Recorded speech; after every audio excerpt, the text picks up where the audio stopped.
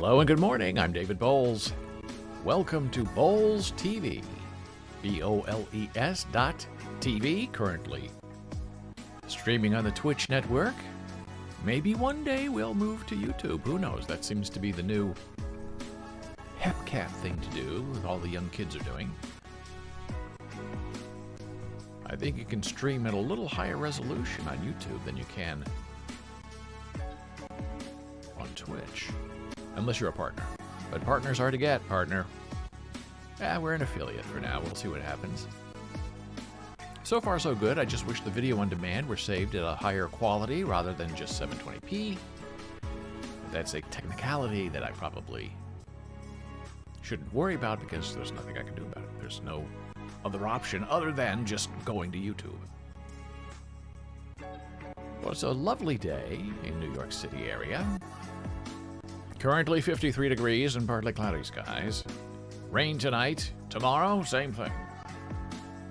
Beautiful day. I have all the windows open. It's wonderful. If you hear the sounds of the street, you'll know where it's coming from. It's coming from me, not from you or your television. And as you know, at 9 a.m., but today,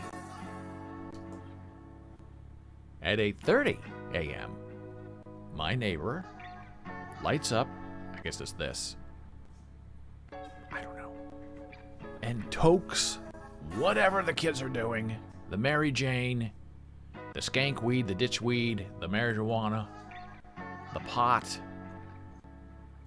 the fuzzy brain, and hotboxes me for the next hour.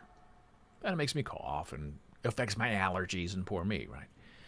But I've noticed that on days like this, I'm going to cough now. Thank you.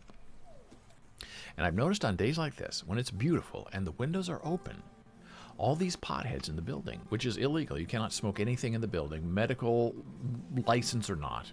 Smoking is smoking. They all open their windows and they think, hey, if I smoke out the window, no one will know that I'm smoking the pot in my apartment and I won't have my lease broken. I won't be thrown out on the street. And it never works because we have our windows open. So they're blowing their joint weed out the window and it goes right into our window because big buildings like this are vacuums. So you have one that's sucking and one that's pushing out and they come together and everything gets into a whirlwind tornado.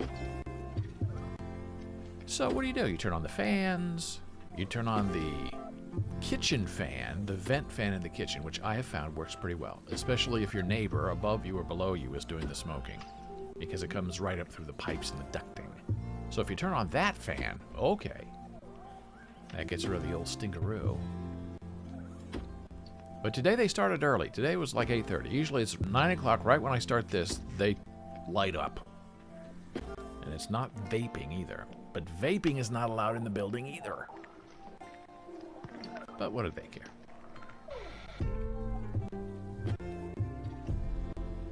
So I knew today was going to be beautiful because I went to the skin doctor yesterday for my monthly checkup. Hey, there's Dora. Hello, Dora. I hope you're enjoying this beautiful weather. Unless you're working, then you'll have to enjoy it later, I guess. It might rain a little bit tonight, but I don't think it will. And my skin doctor, dermatologist, as you know, I've talked about it before, 78 years old, very old, a little cranky, but very good, and takes care of me. Loves to burn things off my face, as you can see. You can't really see, but I have two white scars here and here on my face. I hope to sneak out here and there. Good, please, do all the sneaking you can today, because who knows how long this will last. So when you get things burned off your face because of skin cancer, they turn, at least on Caucasian people, the scars turn white. And over my life, I've seen people on the street who have these bright white scars on their face. And you think, gosh, what happened to them? Now I know, because it happened to me. It's good, I guess, because it means it's fully healed. But it is a little ugly. I keep thinking I should get some kind of small tattoo. I have no tattoos. A tattoo here and a tattoo here, and somehow connect them and make them mean something and give them a color, so, you know, not a flesh color, so it blends in, but like a blue.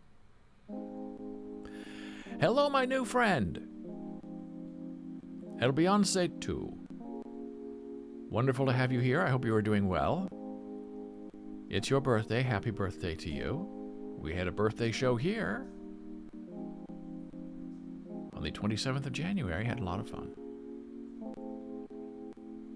How are you celebrating your birthday today?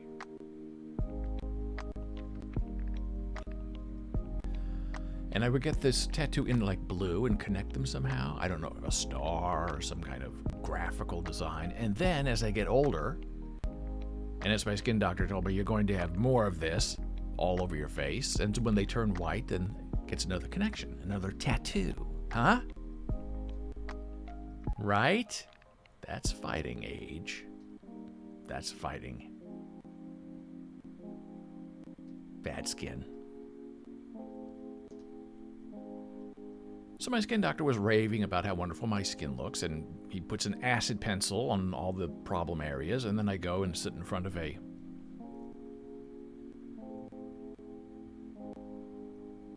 and then El Beyonce, wait, this balloon have helium. Can you try it? Are you talking about the balloons back here? Yes, those are 3 helium balloons that were given to me on my birthday, not Valentine's Day. So they've lasted a long time. About 20 days. They're starting to deflate very slightly. But so far, they are still here. Let's see if I can move them a little bit with my compressed air, because I don't have to move. See, they're working. Cute. Love the balloons. From Jana Marie, the lovely and talented, beautiful wife of 33 years. So my skin doctor said, well, your skin just looks great. I guess there's a blue light special treatment that we do for 9 minutes every month is improving the look of my beautiful skin. And it's supposed to prevent... Oh, there we go. The bald spot is active now. And it is to prevent future cancerous lesions. So this is preventative. And so far, insurance is paying for it, which is a little surprising to me because insurance never wants to pay for anything. But I guess they would rather pay for prevention of skin cancer than to deal with biopsies and skin burning and all of those horrible things. So we were talking about the weather, and he said, oh, tomorrow's going to be a beautiful day, so dress light. And here I am with my quilted shirt on. He says it's going to be 60 degrees tomorrow. I said, wow. And then he went off on this rant, which I have gone off on myself privately and here with you, about how we are experiencing global warming in this world. You used to get snow in Jersey City, New York City. 2-3 feet sometimes. The last 5 years, maybe 1 or 2 inches, maybe once or twice a year. Sometimes the snow doesn't fall until the middle of January.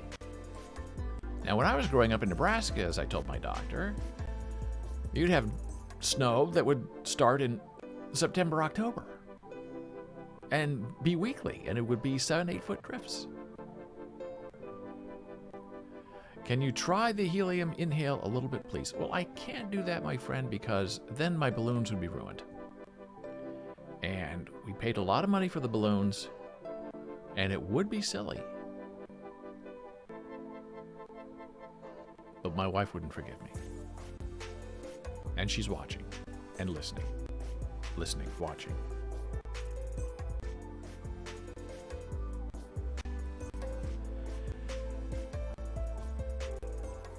Now, El Beyonce, how old are you? Is your birthday? Where are you celebrating? Where in the world are you? If you are comfortable sharing, let us all know so we know who you are and where you're coming from and what your intention is. We saw you followed yesterday, and we're glad you're here with us today. That's quite lovely.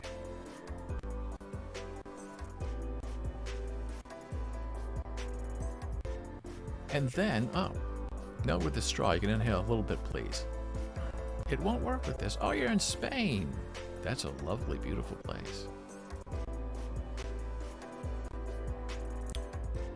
If I use a straw on these balloons, it will not work. It's not, they're Mylar balloons. They're plastic. They're not a regular balloon, a rubber balloon. but I do appreciate the effort. And if I were a smarter streamer, I would have it set up like bits. Like for 100,000 bits. And you can do this. Set this up. And people in the chat can say, I want you to suck on that Valentine balloon. And I would do it for 100,000 bits. But I'm not doing it now. Because we're talking about skin cancer.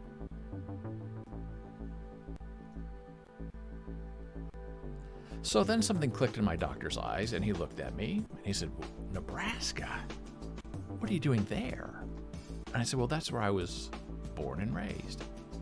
And then he got very worried for me. He said, but what's there? There's nothing there.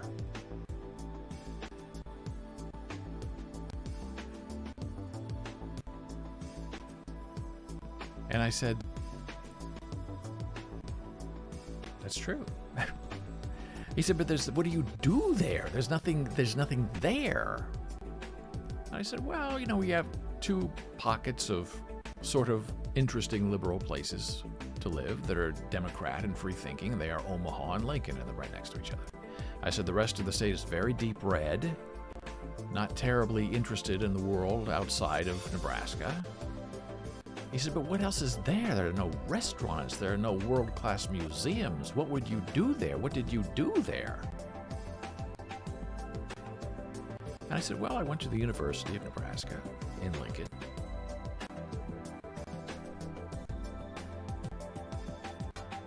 And there's the football team, which is really what runs the state. The state survives for football. Football and agriculture. I said, if you're not at the university in Lincoln, which is the major employer in the state, you are a farmer. And that's pretty much it. And Omaha has some business, Berkshire Hathaway, used to have ConAgra. And he said, well, how did you get out? I said, well, I escaped. And then his eyes lit up. He said, oh, and how did you do that? I said, well, it took me a while. I thought I could escape as an undergraduate and go to University of Southern California, where I was admitted, but I could not put the money together, and the family would not help me get out there. So I thought to myself, I'll finish at UNL, and then I've got to get out of here. And I got out by going to Columbia University in the city of New York. So you use education to get out and to get up. And it costs you money. When you're a poor kid from the Midwest, you don't have Columbia tuition money, I guarantee you that. And many of the people who were there with me also escaped from where they were from. And they didn't have any money either. So a lot of us took out these godforsaken student loans. And they have traveled with us for the rest of our lives. And my wife and I escaped too. She escaped, as I say it, that's not what she's saying, escaped to New York City together. If we didn't have each other, we said we never probably ever would have left. We would have been stuck there. And she went to CUNY College and then NYU to get her graduate degree. And here we are, 33 years later, still alive and kicking. And my doctor said, well, do you go back and visit every once in a while? I said, no, not really. He said, because there's nothing there? I said, well.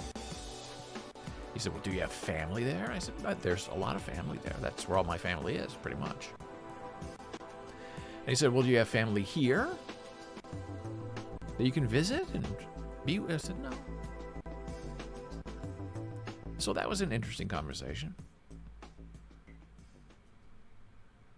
Trying to figure out who you are, where you come from, and what's out there. And it's a very good question. A lot of people have that question about the Midwest. Well, what's there? And he's coming from a point of view of a New York elite, where there are world-class restaurants in New York City and world-class hotels and Broadway and life. And what's out there? Other places. Not the same level. And most of the most talented kids I know escaped as well. Very few of us went east. Most of us went west to California. Either New York or California. Those are the two big places. A few went to Chicago. Chicago's just, in my opinion, a minor step up from the Midwest. It's still Midwestern. If you want to get out, you got to go. So were you stuck with student loans too? I hope you're done with them. Oh no, my lovely Dora. No, we're still stuck, both of us. For a long time. We'll never get rid of them. And that's why I talk about this. And AOC understands this. She's a very smart woman, and she's been pressing Joe Biden for 3 days about using his executive power to get rid of these loans, and he could if he wanted to. And he won't do it. And she's saying you're losing your base. And she's right. I've talked about it repeatedly here. I did a very interesting rant on it here that I made into a podcast episode that became very popular and very widely listened to. So I hope AOC heard me, because Joe Biden is failing us big time. So yeah, it's a sorry thing. It's something that just tracks you forever. But you quickly learn that most people our age, in our position, have these burdensome student loans, and there's really nothing you can ever do about it. Because there's no way out once you're in. But that's just another thing you have to deal with.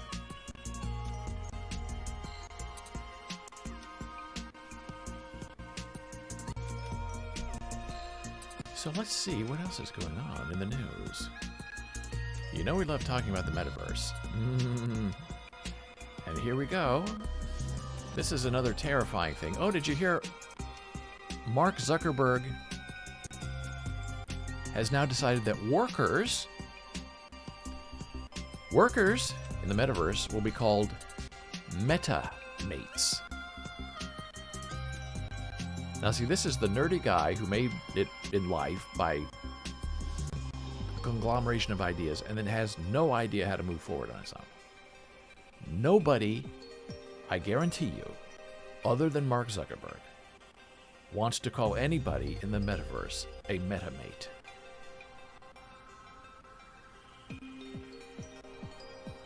Yes, I'd like you to meet Dora, my artist friend, my MetaMate.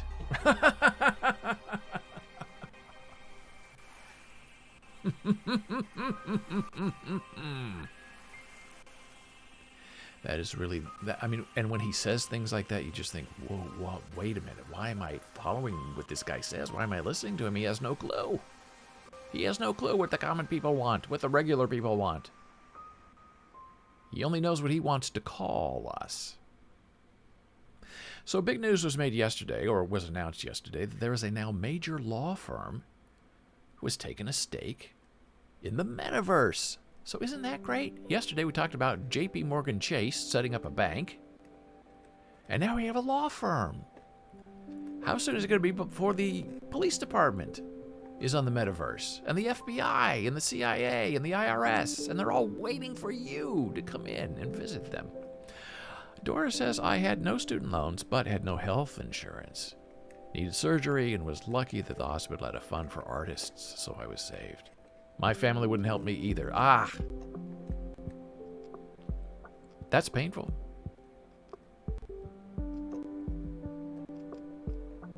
And family needs to help, and when they won't help, and they specifically won't help because they don't want you to move up and do well, it really makes a person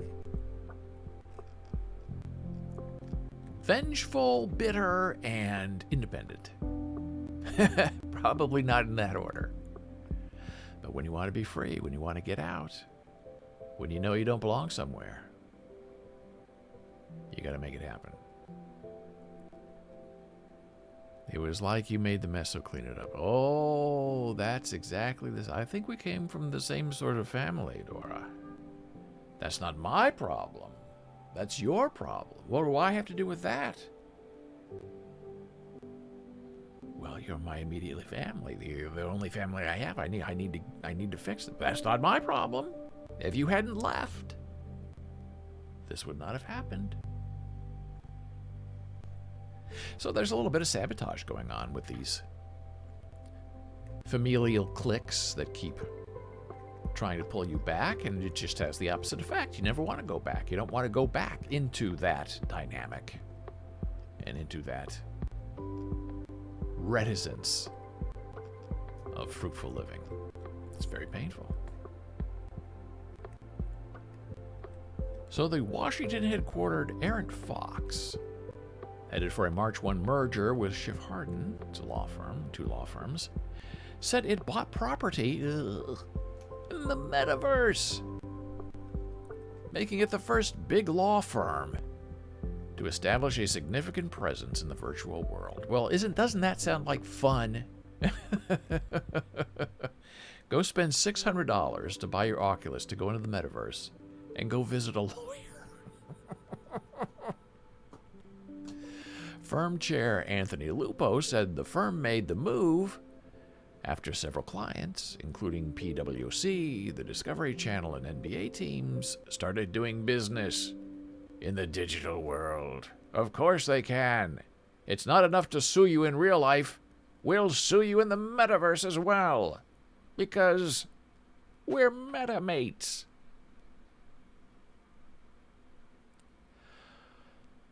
I worry about the future. But the one thing I do find a little bit of comfort in is that I know it's going to take, and Mark Zuckerberg has said this, take probably to 2032, 2035, 15 years for the metaverse to become what he thinks it will be.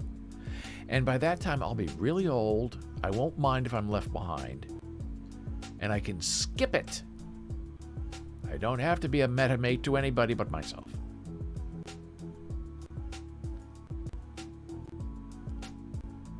Dora was thinking about the metaverse.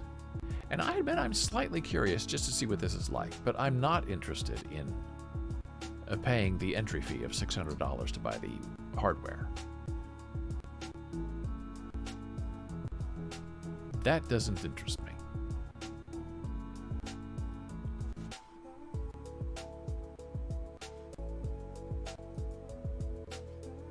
Here's some more news, which I just love. Rosetta Stone is a language learning program. And they have decided to add an American Indian language to Rosetta Stone. You can learn to speak Ojibwa. There are only 20 tribal members left who can fluently speak Ojibwa. The course has multiple levels, is easily accessible, available to everyone March 1st. Now, wow, isn't that fantastic? And one of the ways that we won World War II against the Germans was done by using Native American language speakers. There was a movie made about them, Wind Talkers. And instead of, sending Morse code or encrypted messages, they would just speak their Native American language and say exactly what was going on and what the troop movements were and what to do. And they were all over the network, and the Germans could not break that code because they didn't know it. They didn't know it existed. They couldn't understand what they were saying. They couldn't find anybody who spoke the language. It's a fantastic story. And now, Ojibwa is going to be preserved in Rosetta Stone. It's absolutely delightful.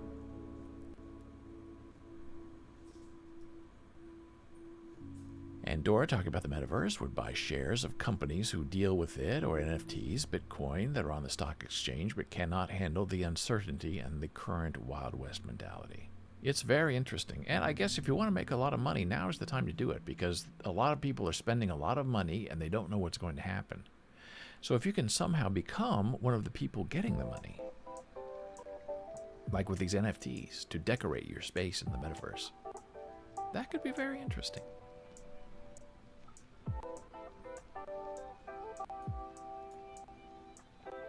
Yesterday we talked about poopy pots, chamber pots from the Roman era, identifying that they were actually poopy pots and not ceramic decorations because of whipworms that had been preserved for 1,500 years. And then this popped up in my inbox yesterday, which I loved, which is the value of your pee. Researchers are exploring various ways to make urine into something valuable, such as fertilizers. Okay. In rural areas, especially low-income regions, farmers can age urine in containers to kill off pathogens and then apply it to fields. Love the idea. Another idea, some urine diversion toilets could connect to new types of systems that extract valuable components of urine so they can be easily collected and transported to facilities and turned into products. Self-contained urine diversion toilets. That dry urine could be installed in bathrooms without adding pipes in the big city. Collect your urine. I'm all for it, believe me, I'm not making fun of this.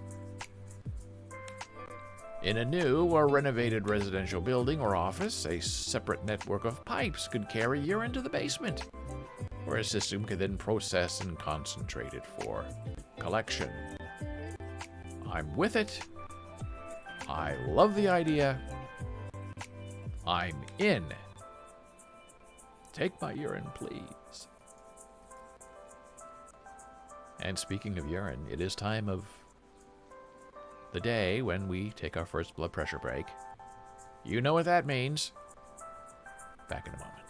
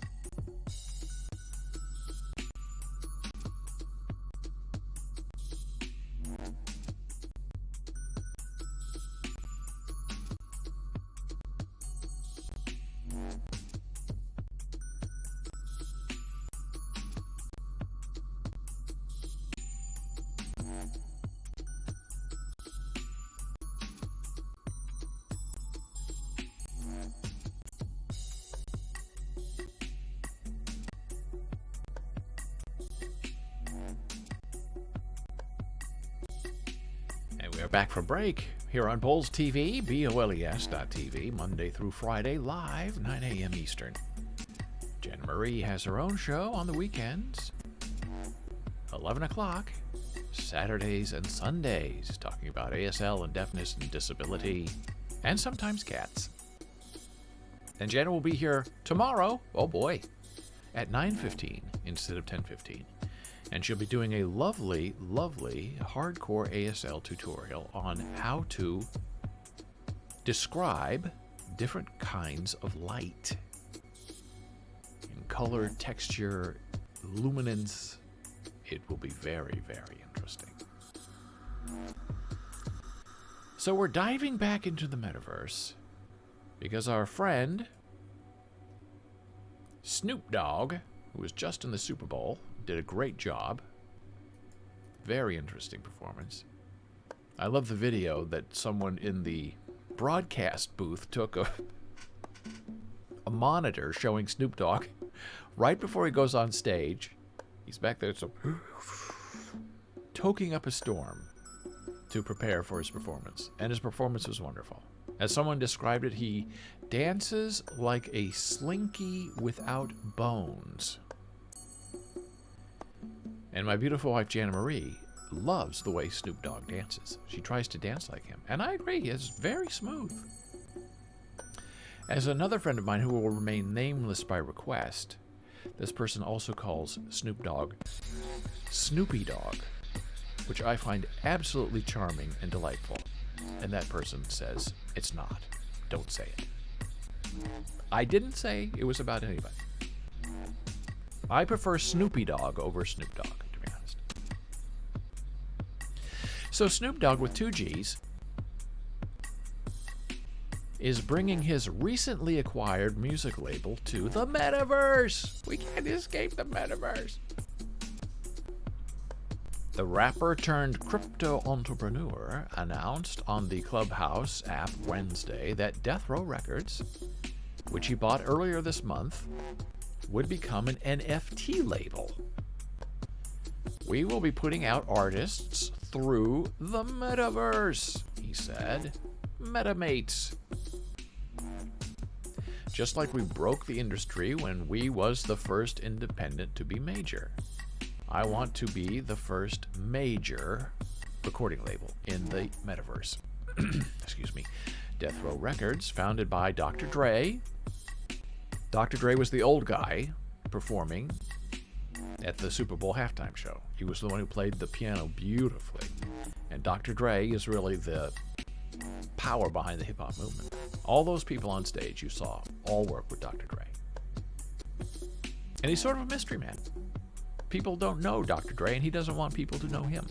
He just wants to do good work and make a lot of money. And he is. Death Row Records, founded by Dr. Dre and Marion Suge Knight, helped launch Snoop Dogg's music career in the 90s. Just last week, he announced he acquired the label, Snoop Dogg, from Blackstone, a controlled music company, said it was an extremely meaningful moment to have ownership of the record company. I think it's just wonderful. That's exactly where it belongs, and Snoop Dogg is the right guy to make it happen. Snoop Dogg is one of the many celebrities leading the way into the world of crypto and NFTs, which are generally defined as digital collectibles minted on the blockchain. Last April, he debuted his first NFT collection on Crypto.com. Earlier this year, he teased the SnoopVerse, a metaverse on the Sandbox platform for virtual concerts and more. I prefer SnoopVerse to Metaverse, and SnoopMate to MetaMates. Now, this article is just mind-blowing. And I can show it to you here, because usually I have to take screenshots of the articles, because if I have an article in our current setup, you can't read any of the text if you're trying to follow along or not. But because this is an accessible article with big type and nothing in like the sidebar, I can show it to you just the way it is. So this is the most, I'm not going to read the whole thing to you, but I'll put the link in chat. I'll put the link in chat right now. Bionic eyes.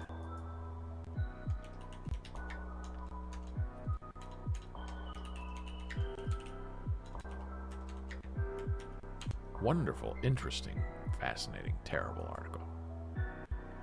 Barbara Campbell was walking through a New York City subway station during rush hour when her world abruptly went dark.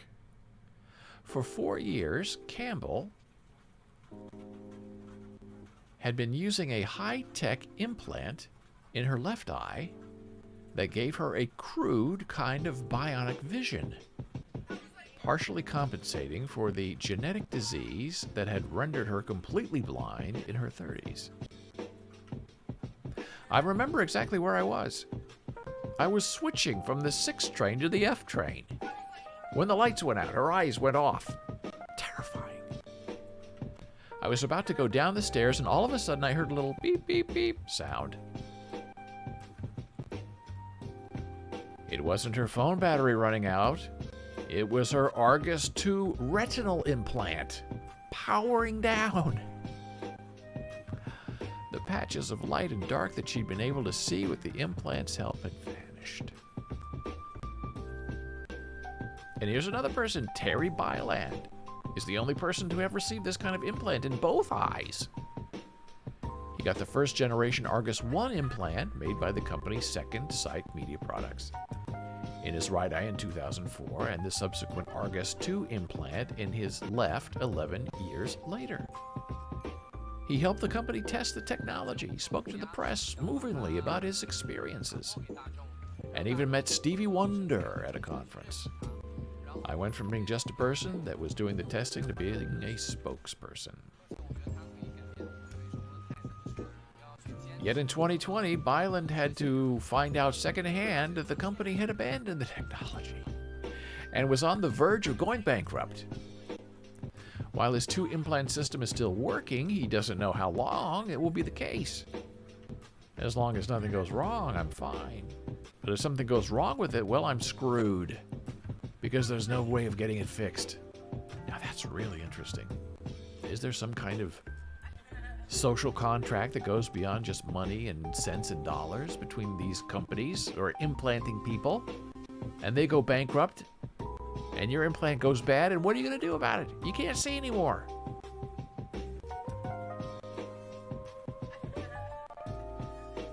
Another person, Ross Dewar, another second sight patient, doesn't mince words. It's fantastic technology and a lousy company.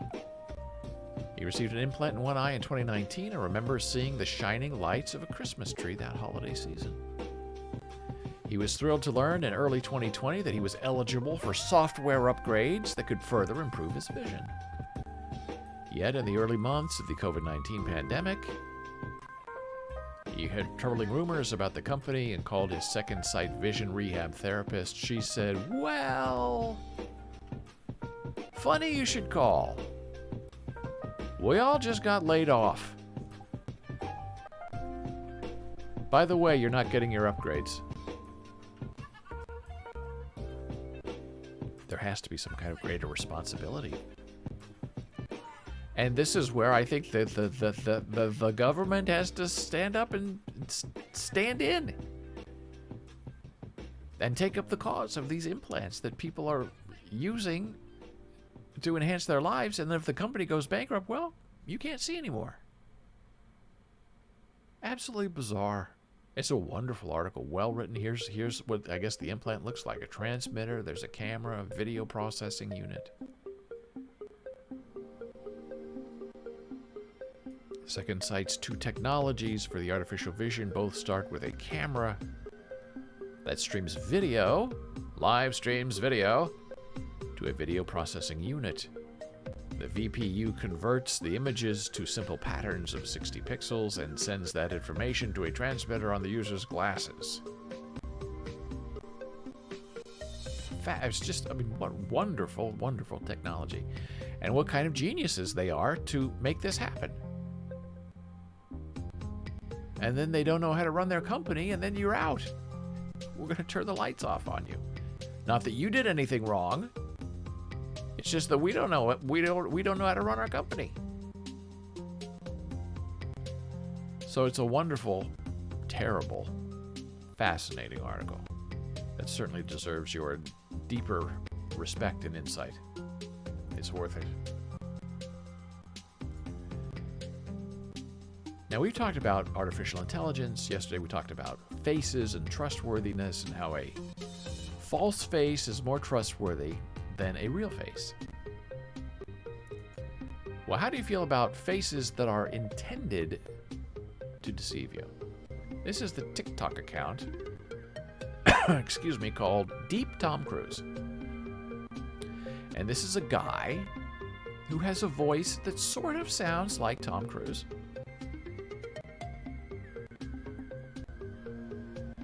And then he uses artificial technology software to make him look like Tom Cruise. And these are his tiki-talkies. Just after a long day, cereal hits the spot. It really does. That's hot. But it's not hot. It's a cold cereal. Like oatmeal, this is just, you add water in it. If this was hot, it would be scary.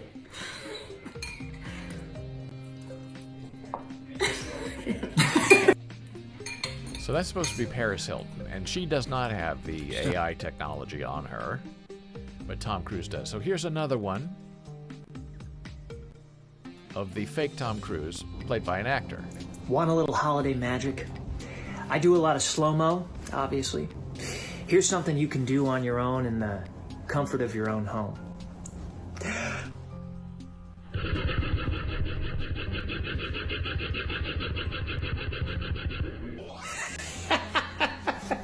I'm serious, give it a shot. Want a little holiday magic? Okay, so this is TikTok, so they're dumb, okay, these videos. And here we go, another one. This is serious, breaking news, but a little behind the scenes, a little flavor. I'm with one of the most legitimate correspondents on Earth. Now, if you're interviewing me, Jacob, you face it... Hold on just a second, there's a big fire. Safe. We're safe. Sports. All right. That's how the news is made. Okay. This is serious. It's unbearable, but this is not Tom Cruise. This is a person pretending to be Tom Cruise for tiki-talkie, laying artificial software over his face. So the correspondent is real, but Tom Cruise is not real. And you can tell by the voice. It's not Tom Cruise's voice. He does a good imitation, but the voice is a little higher than Tom's natural speaking voice. If you're a pretty good climber, I want to see you climb this.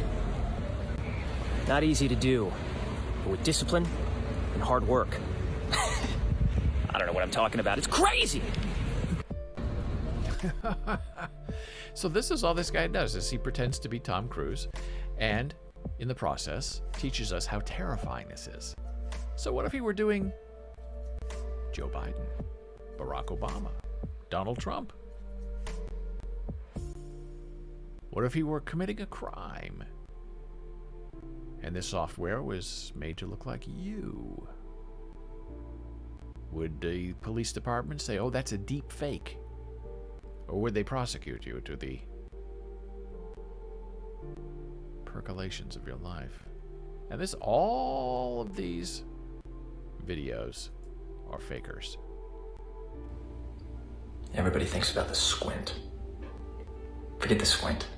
Everybody squints. Okay? That's where the magic happens. The jaw clench. Still got it. Everybody thinks about this. And what's so interesting about it, let me see if I can go back to this, because this is an actually... Forget the squint. How do I pause this? Everybody squint. Okay. And this is how you know. So you can see his real face in the phone over his shoulder to the right. I'm still not convinced this is not Tom. Those front teeth, though. I just had to go through 13 videos to find this bad filter one to prove it's not Tom Cruise. He's good. My mind is blown. I truly believe this was the real Tom Cruise. I think Dora is screaming again, which is good. That's a filter. He's busted. I'm so confused. He looks just like the actor. Are you the real Tom Cruise? Ha ha ha. It's the jaw clench. Ha ha ha ha ha. So we'll play it again now. So this time, look at the mirrors, and you can see the real guy.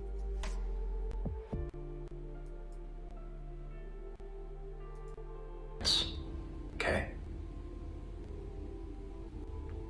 That's where the magic happens. The jaw clench. Still got it. Everybody. That's why. Oh. It's it's a little embarrassing, you know. It reminds me. I was once in Russia. I ran into Gorbachev. He said, "You know, Mr. Movie Star, are you nervous?" I said, "No, Mr.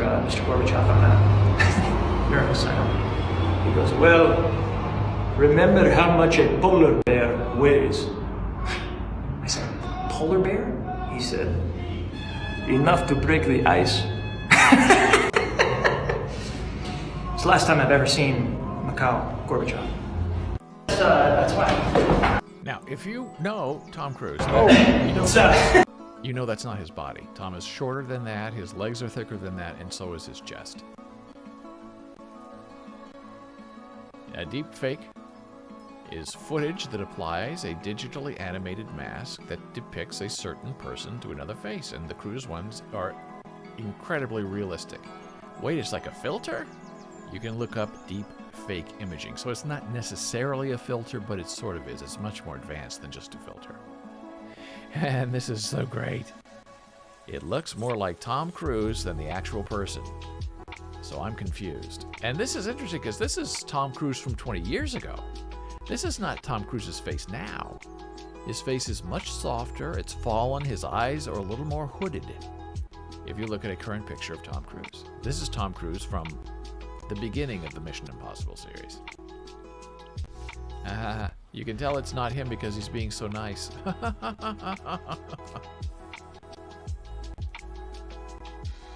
So what's so funny on TikTok is all these people think it's Tom Cruise, but the title of the account is Deep Tom Cruise.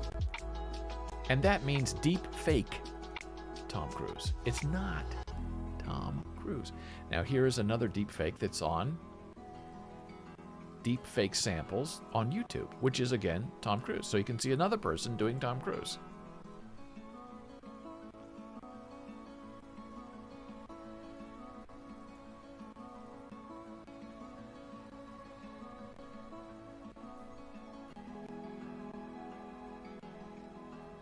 So you just saw that. I'll play it again, but it's not Tom Cruise. It's software that's making him look like Tom Cruise.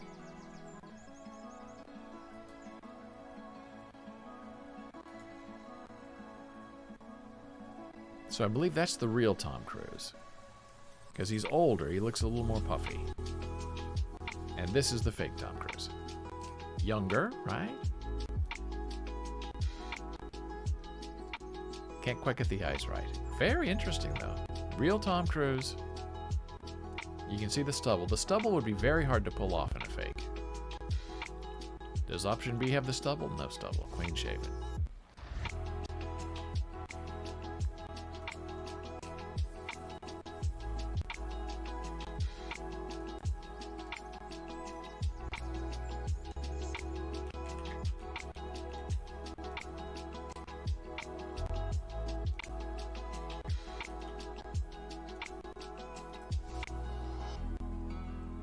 Reminds me of something. Let me see if I can find this.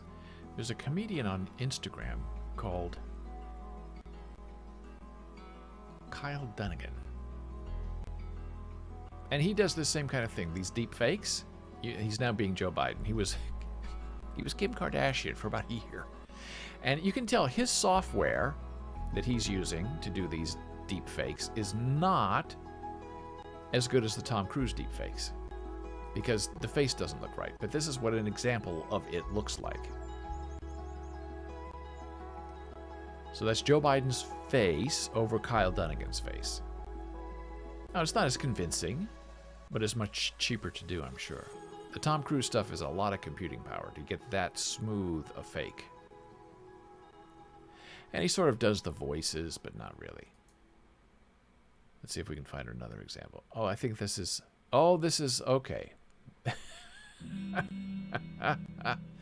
This is going to be Kyle Dunnigan as Kim Kardashian talking to Pete Davidson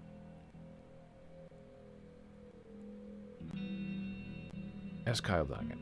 Or Kyle Dunnigan is Pete Davidson. I'll see if I can get audio in this too, because this, when he does the voice is hilarious. It's me, Kim K. Oh, hey. Let's watch a movie at the same time while we're FaceTiming. Okay. I want to see the Matrix. The outfits look super cute. Oh, Matrix, cool. Yeah, I haven't seen that new one yet. What are the old ones about so I don't get lost? It's about this guy who's like the one or whatever. The one what? The one who does slow motion karate the best, I guess? What? Wait, let me go back. In the future, robots use people as batteries, but the people don't know it because they're in the Matrix. What is the Matrix? It's like a video game, but the graphics are sick. Oh.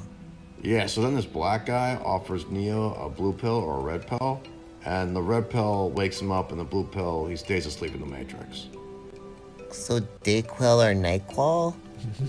Yeah, kinda. So if you take NyQuil, you become a battery? Well, the blue pill, yeah, you stay a battery. Why does he need to take a pill to stay what he already is? What? The black guy only needs to offer him a red pill. The blue pill's stupid. Oh wait, I know why. Because when he takes the blue pill, he forgets he ever met that black guy. Wait, can I get that pill? Hello? Hey. Now that's very complicated to do because he has to record one of them, probably the Pete Davidson one, and then he has to time it out as Kim to give her responses to his pre-recorded video. So it's very sophisticated and takes a long time. But he's very funny. Kyle Dunnigan made his name on doing Kim Kardashian. Now he's doing Joe Biden. Oh, this looks like Andrew Cuomo. We're going to have to watch this a little bit. We'll see. An educational program with me, Andrew Cuomo. Oh, there's music. We can have music. Well, that was fun.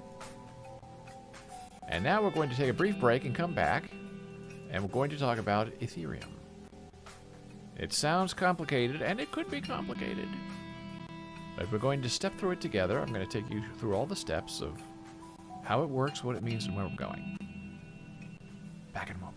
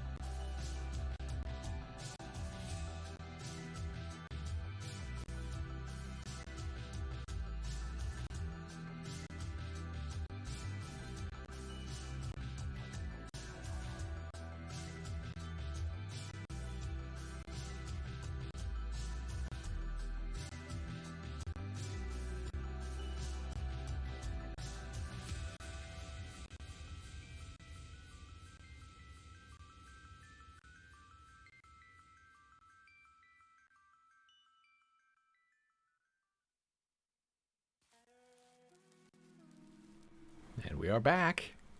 Boles TV, BOLES .TV. .television. Live Monday through Friday, 9 a.m. Eastern. I hope you're having a wonderful day wherever you are in the world. Wonderful night, good evening, good day, kind sir. And I see that while we were talking about our deepfakes, Dora said he also had face work done, Tom Cruise. Yes. And he also has a tooth problem, too. And that's why people are being thrown off. That his tooth is in the wrong place. But none of it matters, because his teeth are not his teeth. It's the artificial intelligence teeth.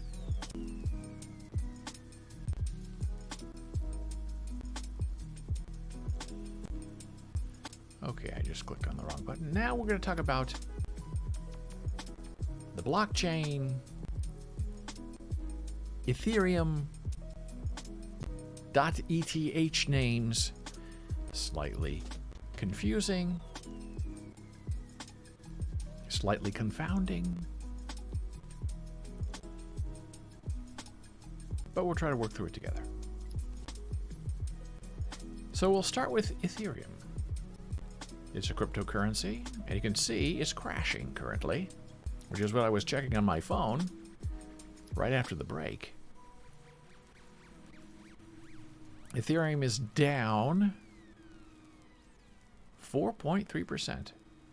This morning it was down a little bit, but not down that much.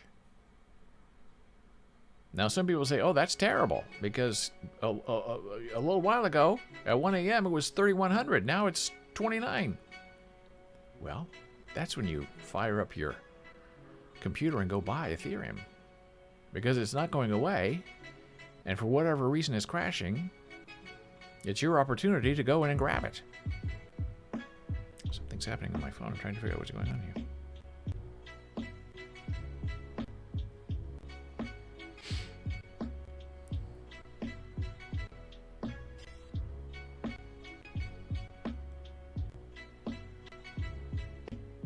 Okay. Everything's fine. So if you're into NFTs, or you want to get into NFTs, now is the time to buy. It's way down.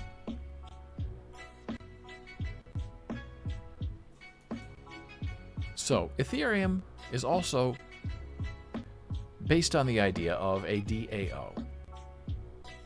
And the .eth name is also managed and run by a DAO. What is a DAO? Confusing stuff.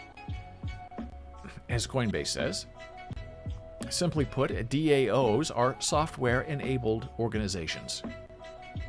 That doesn't mean much. And you rarely see it spelled out that way. They just call it a DAO.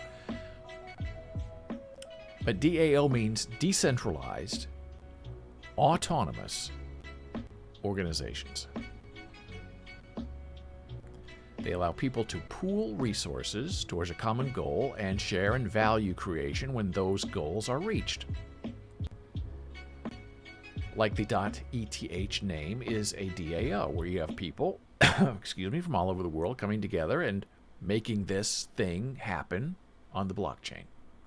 Some people are trying to come together as a DAO to buy a version of the Constitution in America, because one person can't afford it. But if I can be a part of a DAO and contribute some money, then I can own, 0.001% of a copy of the Constitution of the United States of America. Now, if you're going to sell or buy NFTs, you're going to have to get a wallet. Now, there are two kinds of wallets. The most popular kinds of wallets, some run on your web browser, some run on your phone. They're all very safe and very efficient if you are careful. Coinbase is very popular. Meta Wallet is another very popular wallet. And this you install on your iPhone, and you connect it to your Coinbase account, and you store all of your cryptos and NFTs in one place. Support for over 4,000 assets and a whole world of dApps. You can explore the decentralized web on your phone or browser. You can protect your digital assets with industry-leading security. control your crypto. You can store your NFTs. You have industry-leading security. And it works with Coinbase. So this is what your wallet looks like. This one has $21,000 in it. And there's Dogecoin, Ethereum, Bitcoin, all kinds of coins. But the top two, I would say, are Bitcoin, which is trending at 40,000, and Ethereum, which is usually around 3,000 for one. And this is what it looks like. You have your overall deposit, and then you have Ethereum 3,000, USD coin $2,000, DAI at 1,800, and so on. And you can pick how you want to pay, because not all places take the same kind of coin. Explore the decentralized web with confidence. Coinbase Wallet is your passport to the decentralized web. Harness the power of DeFi to earn yield, grow your NFT collection, and much more. And you control everything on your phone. You go to a website, they say log in with your wallet, and you either say yes or no. It's all your control. So that is the Coinbase wallet. Now, I also have, which is a software wallet, I also have one of these.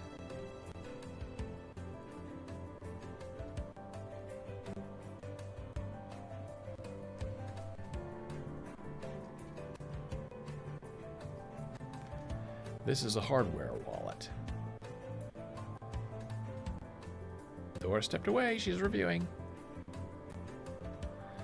So this is not a software wallet, this is a hardware wallet from Ledger. And I have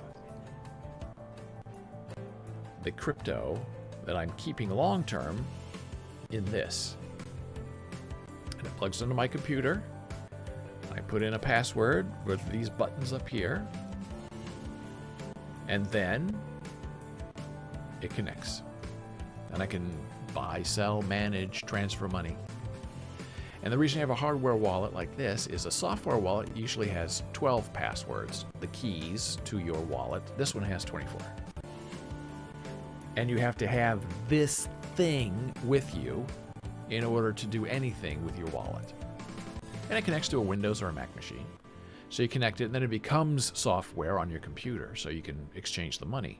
But if you don't have this in the first place in your hand, and knowing the password to get access to it, your money is very safe. So this is what I call long-term storage. The software wallets are just like pop in, pop out. Buy something, get out. That's my philosophy. Some people don't do that. Some people store $29 million in their software pockets. So you need to get a wallet somewhere. Now, as you can see on my Twitter account, there are two interesting changes. Well, one interesting change. One is that my username is now boles.eth, which is sort of an indicator, a signal that I am into, not necessarily cryptocurrency, but I am into collecting NFTs. And you'll see lots of people on Twitter with that .eth. And it's sort of required if you really want to be verified, which I'll show you in a moment. And as you know, you click on my avatar and on other avatars, and it's an NFT photo. Neogast, Ian Jones, view NFT details. And this is the provenance of that piece of artwork. It's one of one. It has my Ethereum address, my name, who owns it, all this great stuff. So the .eth name, how do you get that? Why is it important? Well, what it does is, this is my OpenSea account. it becomes your payment identifier. Now, some people call it a domain name, .eth domain name, but it's not a domain name. It's an association of your wallet to a name. Now, you can have a domain name that you own, that is like a .com, a .org, a .net, a .whatever, excuse me, and associate it with your .eth name. But then in all the transactions you'll see coming up, you'll see your domain name and not your .eth name. Now, if you have a bad ETH name that you don't like, and you have a domain name that you love, then you would go for that. But for me, I like the Boles.eth name, so I am staying with that. I was going to put a domain name on it, but I decided not to. So once you process your .eth name, which I'll show you how to do next, then it becomes associated with you. So when you log in with your phone, when you verify who you are, that information stored in your .eth web count chain, blockchain, becomes your name. And so why would you want a name? Well, this is my wallet ID. It's 14 alphanumeric characters. And they make it easy. You just click on that, you copy it, and you paste it into whatever you're going to do. If you're receiving or sending, easy. Or if you're dealing with people who don't have a lot of time, you can just say, hey, send it to Boles.eth. And they can use that .eth name as an association with your wallet. It sounds complicated, but it's really not. It's very easy and nice to figure out.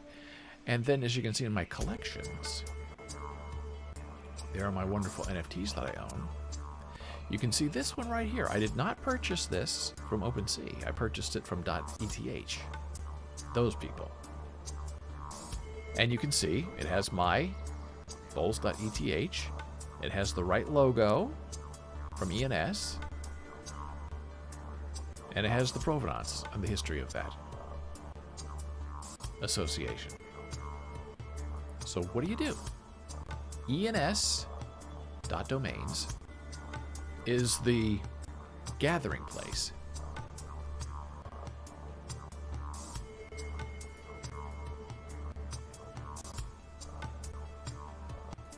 Is the gathering. Well, I realize I haven't shown you any of this. So we saw this, we saw this, we saw this. We saw this. This is the Boles.eth on Twitter. This is the OpenSea ETH name. And here's how you get one. You go to app.ens.domains. And then you set up your name. You can search for it. And if the name is available, you can register it for $5 a year, which is very, very affordable if you know anything about domain names. And they call it a domain name. And then what you do is you associate. So registrant, the controller, both of them are, that is my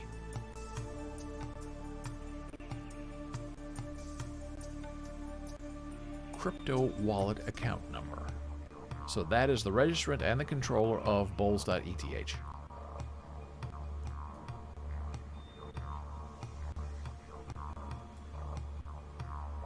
And then in this form, you can fill out your Ethereum wallet. You can fill out your Bitcoin wallet, your Litecoin, your Dogecoin. If you have content like a website, you can include it there. The text record, you can include your email address, your URL, your avatar that you upload to the blockchain. You can add your description and notice of who you are and what you're doing, what your keywords are. If you have a Discord, if you have Reddit, if you have GitHub, if you have Twitter, you can include all of this in your account. And then you click Save, and then you're going to get hit in the face. Because in order to update your record, you have to pay a gas fee. And that can be anywhere from $100 to $300, depending on the amount of traffic that the blockchain, the Ethereum blockchain, is currently resolving. So that makes it very difficult to try to figure out how much it's going to cost you, because you really don't know what the price of gas is going to be. And if you wait 5 minutes, it might go higher. And if you wait 10 minutes, it might go a little lower. So you connect your wallet to this website, and you can control who and how and where all of this happens. And all of this is public information. You are putting this information into the public record of who you are. And to me, having a verified .eth name with all of this information there available on the public blockchain is more valuable and more interesting to me than a service like ID.me that the IRS was trying to force you into using in order to identify who you are as a taxpayer.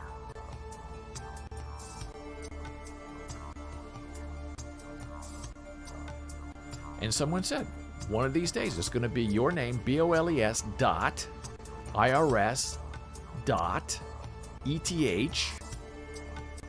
and that's how they're going to track you. It's all going to be decentralized. And see, when you have a website, let's say Boles.com, it's one place. It's a server in Pittsburgh, and it resolves to one place. So if you get in trouble, or you don't pay, or, all of that information can be removed with one flick of the switch. There is no way to switch off my .eth name, because it doesn't belong anywhere. It's just out there on the blockchain. Now you can come in here and try to take it from me here, whatever, if you're the government. But because it's decentralized, a decentralized organization, it's much harder to do. And that's why it's sort of dangerous to associate a domain name with your .eth name, because the domain name replaces your .eth name, putting your ETH name in peril if something happens to your domain name, like it's taken over, or you don't pay it, or you don't renew it, then it's dead and you can't get into your .eth name. Now there's the ENS community, which is based on your ETH name. And this is where, to me, you get verified of who you really are, like ID.me. Discord, you can join their Discord server. Okay, green light, done. Ethereum, connect a wallet, which supports Ethereum, to verify your ownership of tokens and NFTs. Okay, done. That's what shows up on my OpenSea account, this section. On the Twitter, link a Twitter account to verify you are in fact a real account and not a bot. Did that, done. Green. Roles. Connected. Have accepted server-side rules on Discord. I have that done. I'm a .eth holder. I own an ENS domain. I have done that role. Green. Twitter. Your name on Twitter is one of your .eth names. Now that's where it's difficult, because I originally had David Boles and then parentheses Boles.eth, and it didn't work. So I asked in the Discord server, how do you make that change? And they said, well, your whole name, not your username, I'm still David Boles, but your visual name needs to be Boles.eth. So I made that change, and it worked. I got the green light. Primary set your primary ENS domain, which for me is Boles.eth. You can have many domains, and you can have subdomains. I can have Jana.Boles.eth, and she could use that as her wallet ID.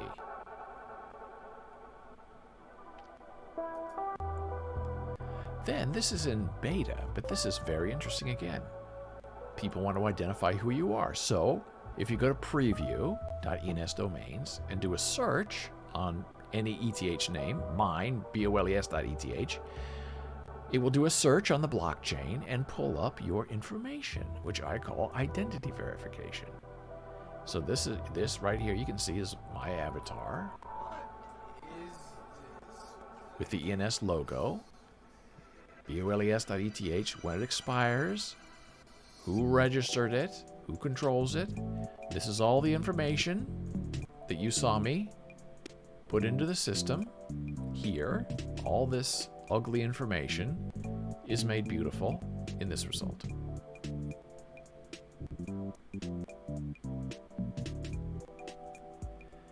And here is Etherscan.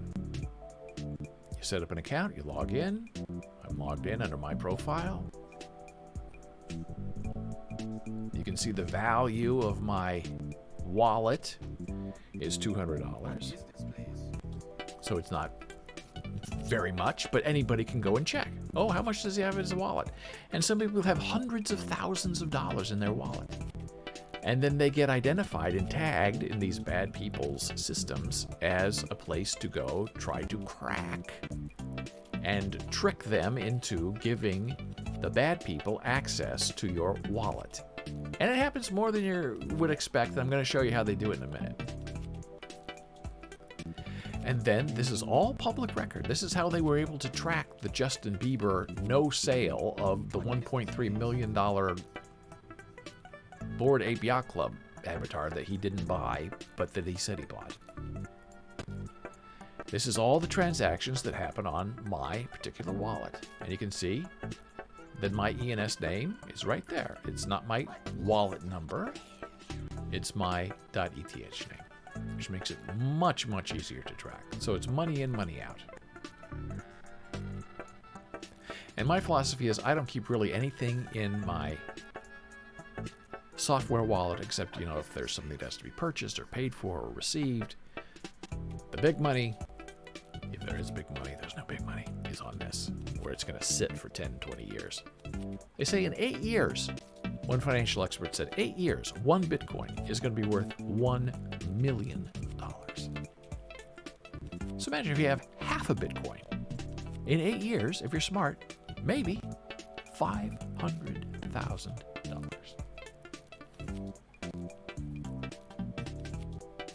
Now, IPFS on the blockchain, on the DAO, replaces HTTP. What is this place? Taking you back to look at this, as you can see right here, my avatar is uploaded to the blockchain, and this is the identity of my avatar on the blockchain. And as you can see, it starts with IPFS : //. So that is what IPS is. You can upload files to the blockchain and associate them with your account. You can do that with websites. You can upload your website and have it on the blockchain where it's readily available and cannot be easily taken down as you can be taken down if you have a regular domain name.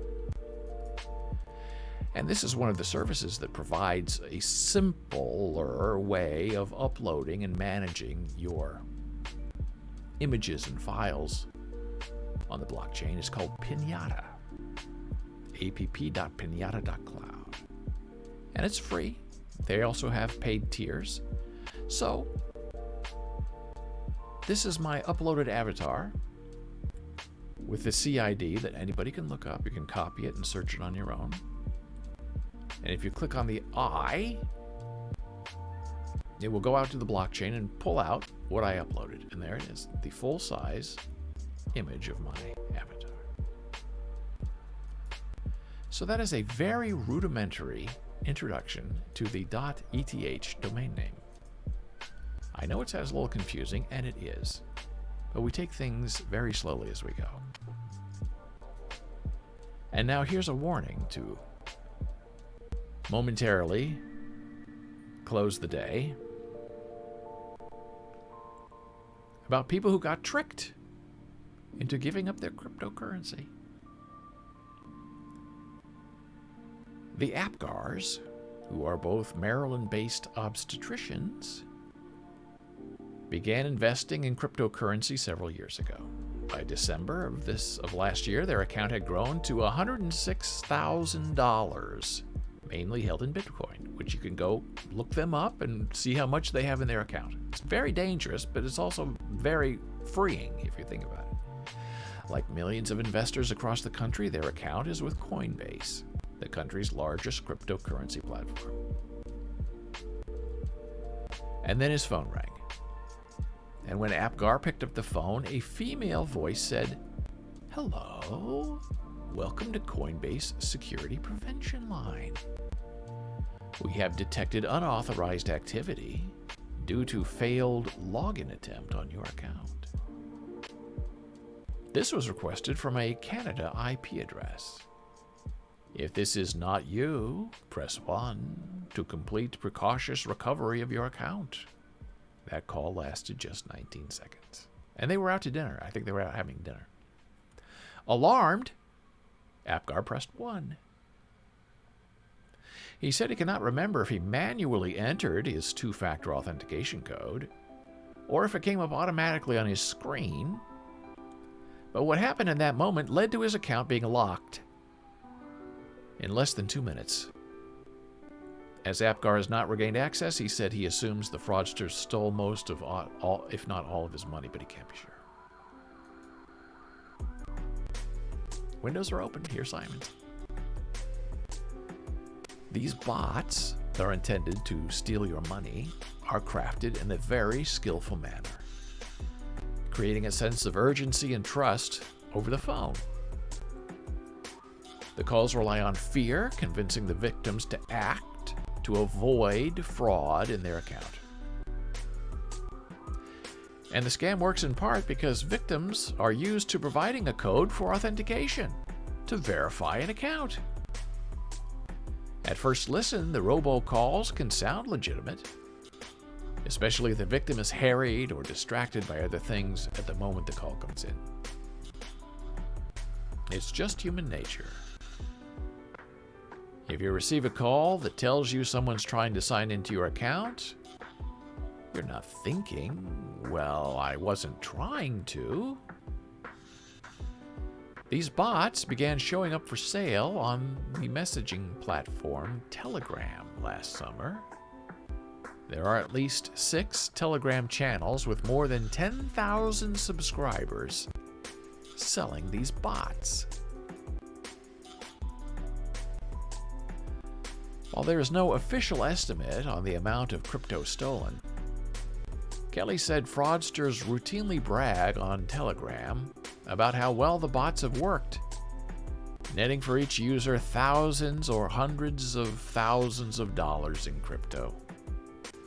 The cost of these bots ranges from $100 a month to $4,000 for a lifetime subscription. Before these bots, a cybercriminal would have had to make that call himself.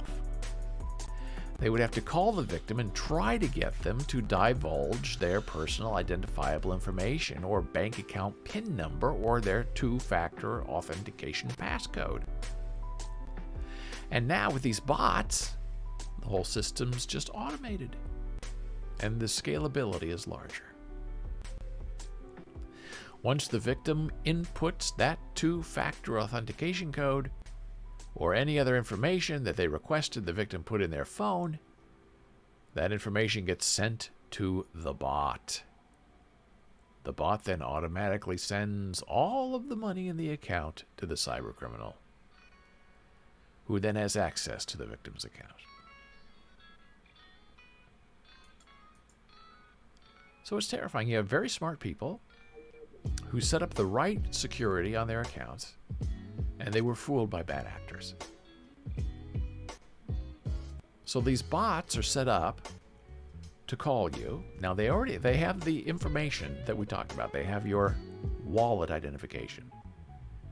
And they've looked you up online, which is publicly available for any Coinbase wallet or Meta wallet, MetaMask wallet. Any wallet that's out there is available to be looked at because that is the blockchain. There are no secrets. And I'm sure the IRS loves that, and the FBI loves that because they can track you and where you're coming from. Now, sometimes they can recover your money if it's stolen, and sometimes they can't because the blockchain is also terribly anonymous if you know how to do it. But if you're playing legitimately, especially in the United States, where you have a confirmed account with an ID and other verification methods, it's harder to get away with it. which is why a lot of these people who steal money are not from the United States. They're from overseas. Or they use overseas bots. So they have your address. They've looked you up. They say, ooh, look at this. These two people have $106,000 in their account. How can we get it? And that's what starts it. Now, if you're not distracted, or if you know how these things work, and you're active in it, I have a feeling these doctors just, bought Bitcoin and forgot about it. Which is the smart thing to do, because buy it and hold it. Don't get rid of it. And then they get this call. Hey, someone's trying to get into your account. Hurry, hurry, hurry. Confirm this. And the mistake they made is not hanging up the phone. Because Coinbase, any other crypto wallet, Ledger,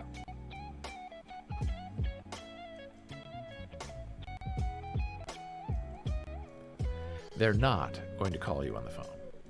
Ever. They're going to email you. They're going to use verified means of communicating with you. They will not call you on the phone. Your bank will not call you on the phone. You call them on the phone. That's different. So they say, hurry. And so you pull up your two-factor authentication code, and they're trying to log into your account, but they can't because they're saying, okay, we need the passcode to let us get into your account. And if they don't give them that passcode, they can't get in. And unfortunately, this doctor was having dinner and was distracted with his wife and was panicking. So he doesn't think he gave them the passcode, but they did. Because their account's now locked, they're trying to get their money back. Coinbase is saying, we can't talk about this because we're trying to figure out what happened. And that money's probably gone forever. It's a lot of money. And that's why you have to be careful when you're on these blockchains to not necessarily advertise all this money that you have, because you make yourself a target. And these are very experienced criminal people who live and die to get their money from people who are not paying attention. And it reminds me, I think maybe I've told this story here before, there are scams going on in the Columbia University area and the NYU area where people stand outside of banks and they watch you go in and out. And they say, oh, there's an easy mark. I can tell just by looking at that person.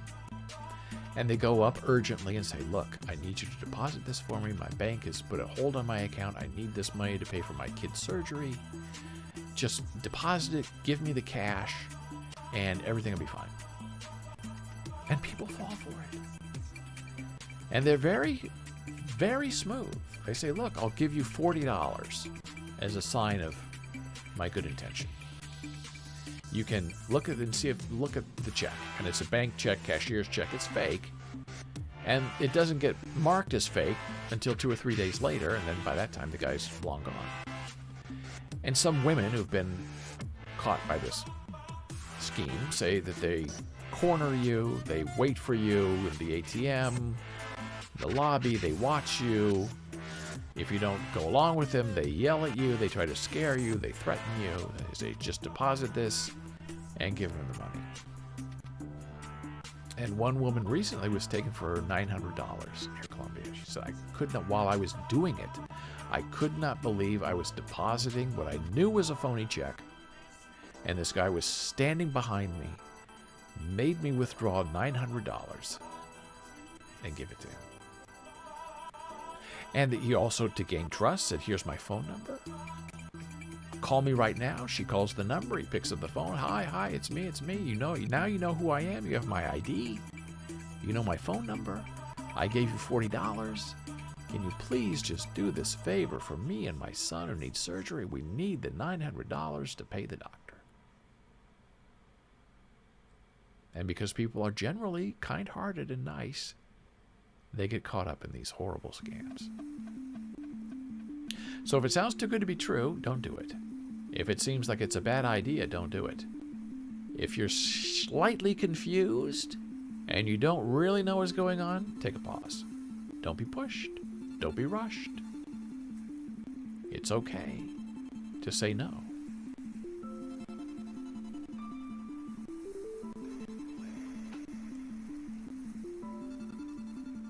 And we've had a wonderful show today. I thank you so much for being here. We talked about the weather. We talked about skin cancer. We talked about Nebraska. We talked about Snoop Dogg. Talked about lawyers in the metaverse coming for you. We talked about MetaMates. We talked about DAOs and .eth, which I know is heavy and overwhelming, but we did a good job. We got through it. And we can answer more questions. If you have them, send them to me, david@boles.tv. If you have a question for Jana Marie Sweetheart, jana@boles.tv. You can find me on Twitter as well, @DavidBoles. Facebook is BOLES. Instagram, Boles Books. TikTok, Boles TV. And, as ever, here's our Discord server if you want to join us and say hello. Always happy to meet new people, have good conversations, figure out what's going on in this crazy, wacky world in which we spin. And so for now, I will see you tomorrow. And I hope when you wake up or go to bed or get out of your house, you are filled with joy and you are able to abate sorrow. I will see you tomorrow.